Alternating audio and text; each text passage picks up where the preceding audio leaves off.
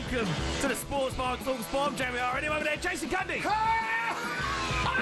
Has anyone seen Coventry City? Christian Horner, can you Christian Horner? You went to one hello being Tom Grennan. The sky blue, do me a favour. The Burger Kill never stayed the Coventry City superstore. A sky blue mascot. You went to win a liver beat in the Rico Arena. The haunted Coventry ghost wall. What's going on there? You went to win a liver beat in Stephen Grosovich, Dion Dublin, Peter and Love. Can you me Peter Love? You went to win a liver beat. No Lampard. No Frank. No Frank. No Frank. No. Anyone seen Frank? No. No Frank. No. Sure. Move on. No Lamps. No. Nah, you are. Move on. Absolute move melt. On. You are. Move Absolute on. melt. Move on. Sunderland, they win it late against Coventry, but they're playing to the Championship playoff final at Wembley against Sheffield United. Sunderland fans, you're coming out of that ground. Get on the phone and give us a call. 03 717 22 3344. Coventry fans, absolutely dead on your feet. You must be gutted to lose it at the death. What are you doing? See it out. Give us a call. 03 717 22 3344.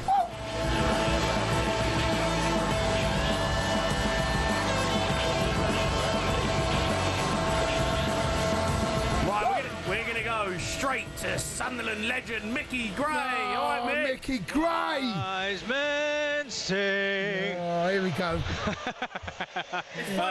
It's funny, Mick, 'cause we couldn't get hold of you when you was 1-0 down. Yeah, I was hiding. Wow, what a game. What a game, what a moment. It was unbelievable, it really was, Jimmy. I mean, like, they didn't play brilliant tonight. I think we all agree on that. Sunderland were just about getting over the line. Look, it takes 120 minutes in the second tie, but they've got there. And you heard this place tonight. I mean, it just erupted when Dan Ballard got that equalising goal. It's just incredible.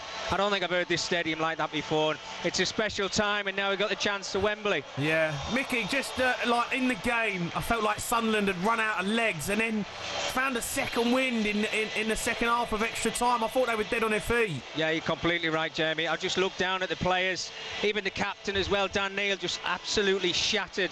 You know, Bellingham in midfield just had nothing left, so they've had to dig so deep in those extra 30 minutes, and somehow they've come up with a bit of magic at the end of it, and that's all you need. It doesn't matter how you play, you can readdress that, but wow, what an atmosphere in this stadium tonight. Mick, you and I both played in these semi-finals, and I've suffered disappointment, and I know the Coventry City players feel. I know you went to Wembley, but I've got to say, mate, the football it's the most amazing game on the planet, right? And even though I'm gutted for Frank, I can't put into words what I've seen tonight. Only football does this. It's the most remarkable thing, and the playoffs tend to throw these things up, matey. Yeah, it's mind blowing what I've watched. In the last minute, 3.5 hours, they went toe to toe. You couldn't separate. And the last action, literally the last action, separates the pair of them. It's insane stuff. Yeah, I think you hit the nail on the head. We're remarkable, Jace. It really is, and that's what football's like. But it's cruel at the same time, because I've got to say, I thought Coventry were the better side tonight. Yeah. They probably had the better opportunities in the game. They took the chance, probably thought that was it when they got themselves on level terms in the tie, and maybe they looked the stronger to go on and win the football match. But I keep saying it, somehow you've done it yourself. Jamie, you've done it yourself.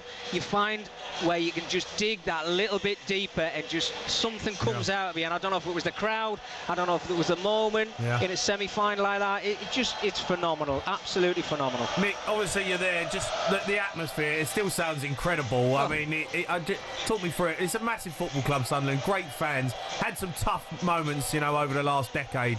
But I tell you what, this one is close to getting them back. They're nearly there, they've got one more game. But the atmosphere tonight looked amazing. Well, Jamie, it's life in the North East football. It's what they talk about in the build-up to the Saturday games. After the game, it's what they talk about, and so on throughout the whole of the season. They love their football. I mean, you see the crowd tonight, 46,500. I mean, that is just sensational. It really is.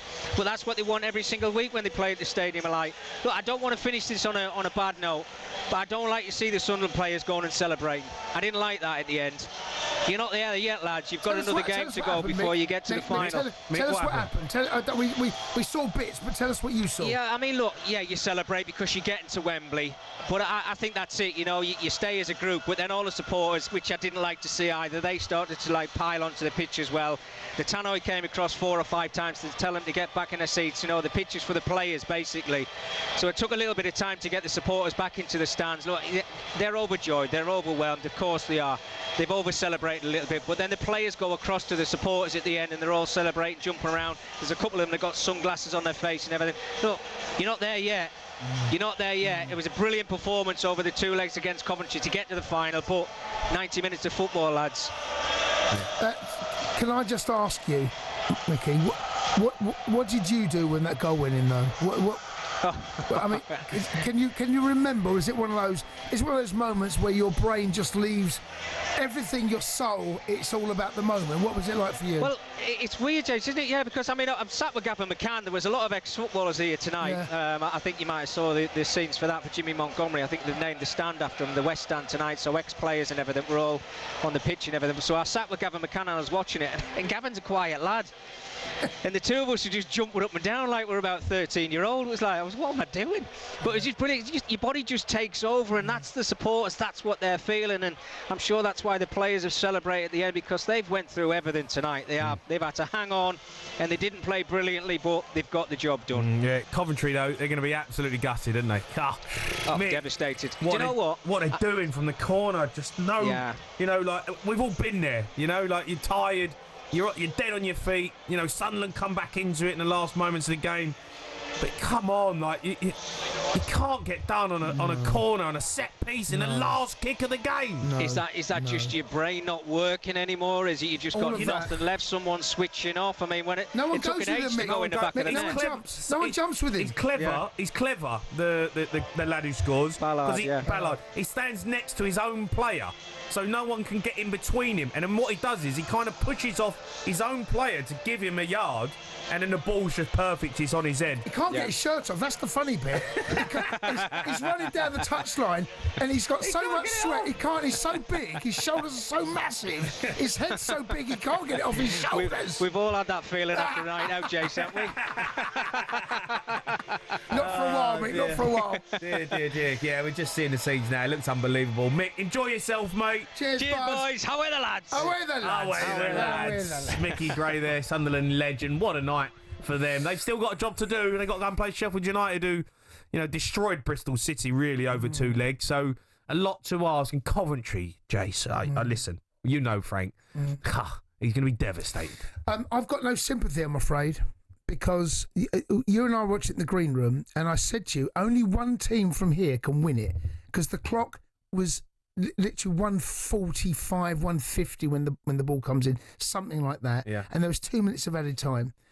Only one team can win it. The chances of Coventry having a counter-attack and scoring were probably close to 0. Yeah.